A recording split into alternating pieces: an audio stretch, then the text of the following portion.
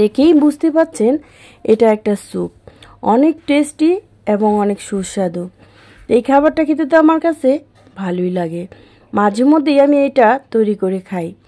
তো যাই হোক, আজকে আপনাদের সাথে বসে গেলাম শেয়ারিংয়ের জন্য। এই স্যুপটা খেলে শরীরে সকালবেলায় যেমন শক্তি পাওয়া যায়, এমন এনার্জিও লাগে। আসুন দেখা যাক কিভাবে আমি এটা তৈরি করি।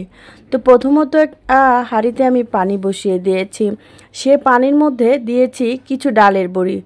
যারা বাংলাদেশি আছে তারা বুঝতে পারবেন, কুমড়ো ডালের বড়ি যেটাকে বলে, এটা হচ্ছে শুধু ডালের বড়ি। আর কুমড়ো বড়িটা দিলেও আপনাদের কাছে থাকলে ওটা দিলেও হবে। তো ওই ডালের বড়িটা আমার কাছে খুবই ভালো লাগে।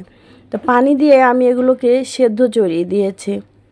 তো দেখুন, এইগুলো বলক আসা পর্যন্ত অপেক্ষা করব। তো এর মধ্যে আমি দিয়ে দেব হচ্ছে এই পরিমাণ মতো পানিটা দিবেন। আমি সয়া সস দেব আর দেব হচ্ছে পরিমাণ মতো লবণ। তো সয়া সসটা আমি 1 টেবিল চামচ দেব।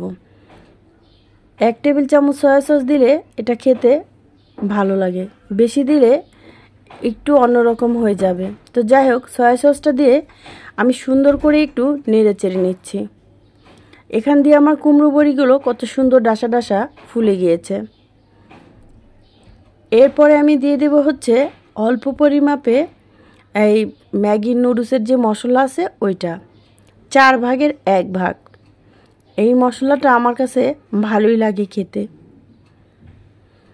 মশলাটা দেওয়ার পরে আমি একটু সুন্দর করে নেড়ে চেড়ে নিচ্ছি।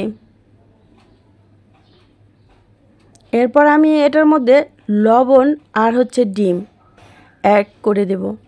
অ্যাড করে দিলে হয় কি, সুন্দর করে মিক্সটা ভালো হবে। স্যুপটা দিব সবার শেষে। এখন দিয়ে দিচ্ছি আমি একটা ডিম, এভাবে করেই ভেঙে দিচ্ছি।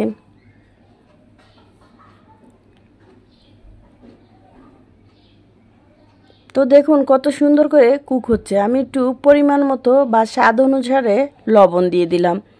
এখন ডিমটাকে একটু নাড়চাড় করে ভেঙে দিচ্ছি। এরপরে নিব আমি স্যুপ। এই থাই স্যুপটা আমি একটু ঠান্ডা পানি দিয়ে গুলে নেব। এখান দিয়ে আমার ডিমটাও এইভাবে করে সেদ্ধ হয়ে গিয়েছে। যতটুকু লবণ দিয়েছিলাম ওই ডালের বড়ি আর ডিমের জন্য। এখন আমি স্যুপটাকে ঢেলে দিচ্ছি আর আলতো হাতে নেড়ে নিচ্ছি। তো দেখুন এইরকম ঘনত্বটা হবে।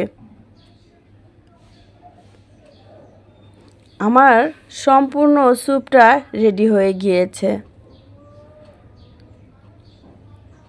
এইটাকে আমি পরিবেশনের জন্য চলে যাব। এরকম হয়ে গেলেই আপনারা বুঝে নামিয়ে ফেলবেন, যাতে বড়িটা একবারে ভেঙে না যায়, আবার সেদ্ধটাও যাতে সুন্দর মতো হয়।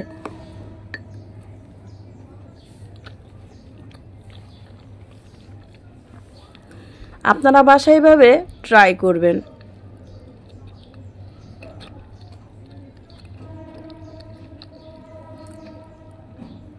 এখন আমি পরিবেশন করব। তো দেখুন পরিবেশনটা হচ্ছে গিয়ে এক একজন এক একভাবে করে। তা আমি যেভাবে করলাম, আমি একটা বাটির সুন্দর একটা স্যুপ বাটিতে ঢেলে দিচ্ছি আস্তে আস্তে করে, যাতে আমার বড়িগুলো ভেঙে না যায়। আধা ভাঙ্গা হয়েছে 2-1টা, কিন্তু আস্তেও আছে, দেখতে কিন্তু বেশ লাগছে। আপনারা চাইলে এটার মধ্যে আরেকটু টক দিয়েও খেতে পারেন, লেবু আর হচ্ছে ধনেপাতা। তো আমার ভিডিওটা কেমন লাগলো অবশ্যই লাইক কমেন্ট করে জানাবেন। সাবস্ক্রাইব করে সবসময় পাশে থাকবেন, বেল আইকনটি চাপ দিয়ে দিবেন, যাতে আমার যে কোনো নোটিফিকেশন সবার আগে আপনার কাছে পৌঁছে যায়।